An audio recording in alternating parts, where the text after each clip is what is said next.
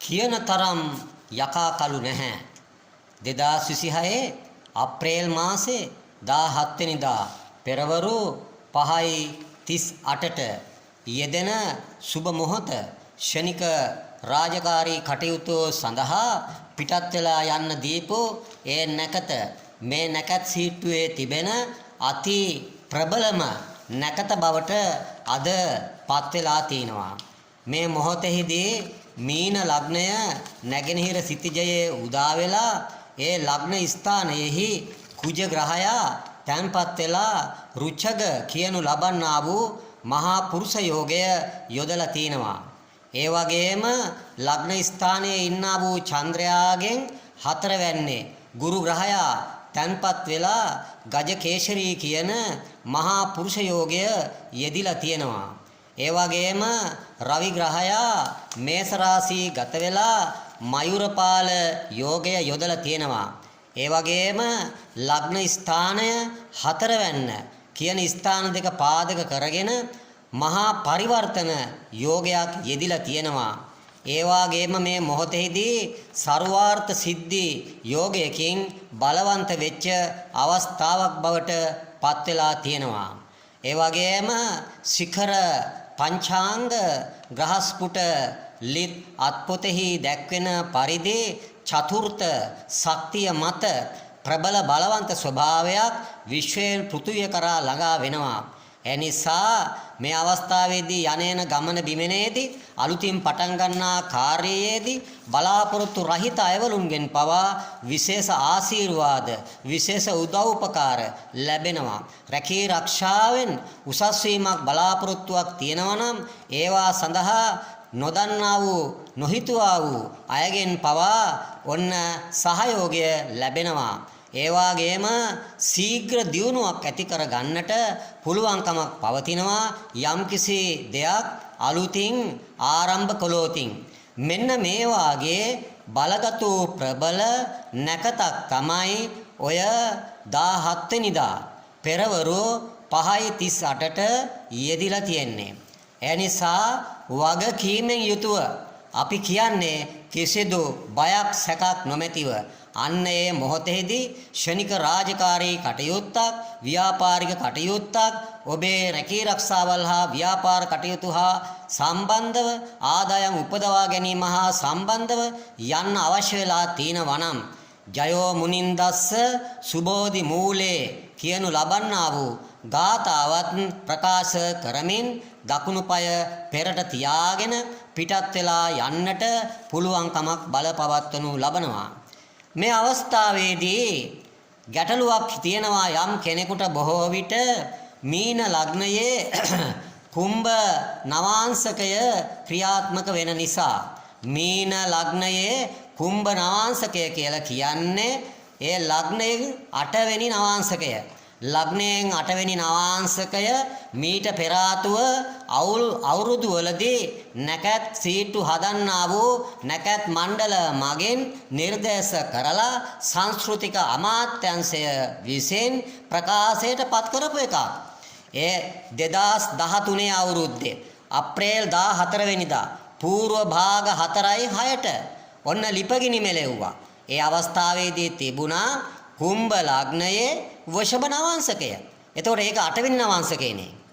ඒ වගේම 2015 අප්‍රේල් මාසේ 14 වෙනිදා අපර භාග 2:06ට ලිපගිනි මෙලෙව්වා. එතකොට ඒ මොහොතේදී ක්‍රියාත්මක වුණා කටක ලග්නය කුම්භ නවාංශකය. ඉතින් කටක ලග්නයේ කුම්භ නවාංශකය කියලා කියන්නේ 8 වෙනි නවාංශකයනේ. ඒ වගේම 2019 අවුරුද්දේ අප්‍රේල් මාසේ 14 වෙනිදා ලිපගිනි මෙලෙව්වා අපර භාග 3:54ට. අන්න ඒ අවස්ථාවේදී නැගෙනහිර සිතිජයේ සිංහ ලග්නය බලපැවැත්වෙව්වා. ඒ ලග්නයේ 8 වෙනි නවාංශකය වෘශ්චිකය අන්න වෘශ්චික නවාංශකය යෙදිලා තිබුණා. ඉතින් ඒත් එදාත් යෙදිලා තිබුණේ මේ 2026 මේ ගමන් නැකතර දීලා තියෙනවා වගේ 8 වෙනි නවාංශකයනේ. ඒ වගේම 2020 අවුරුද්දේ අප්‍රේල් මාසේ 13 වෙනිදා අපරභාග 10:05ට ලිපගිනි මෙලෙව්වා. ඔන්න ඔය අවස්ථාවේදී නැගෙනහිර සිතිජයේ වෘශ්චික ලග්නය ක්‍රියාත්මක වුණා. ඒ වෘශ්චික ලග්නයේ ක්‍රියාත්මක වෙද්දී කුම්භ නවාංශකය බලපැවැත්වුවා. ඉතින් වෘශ්චික ලග්නයේ කුම්භ නවාංශකය කියලා කියන්නේ 8 වෙනි නවාංශකයනේ. ඒ වගේම 2022 අවුරුද්දේ අප්‍රේල් මාසේ 14 වෙනිදා පූර්ව භාග 2:07ට ඔන්න ලිපගිනි මෙලෙව්වා. ඔන්න නැගෙනහිර සිතිජයේ ඒ අවස්ථාවේදී තිබුණා මකර ලග්නය. ඒ වගේම සිංහ නවාංශකය ක්‍රියාත්මක වුණා. ඉතින් මකර ලග්නයේ සිංහ නවාංශකය කියලා කියන්නේ 8 වෙනි නවාංශකයනේ. එතකොට 2025 අප්‍රේල් මාසේ 14 වෙනිදා පූර්ව භාග 4:04ට ලිපගිනි මෙලෙව්වා. ඔන්න ඔය අවස්ථාවේදී තිබුණා නැගෙනහිර සිතිජයේ කුම්භ ලග්නය උදා වෙලා. ඒ වගේම ඒ කුම්භ ලග්නයේ වෘෂභ නවාංශකය බලපැවැත්වුවා. ඉතින් ඒකත් ඒ ලග්නයේ කුම්භ ලග්නයේ 8 වෙනි නවාංශකයනේ.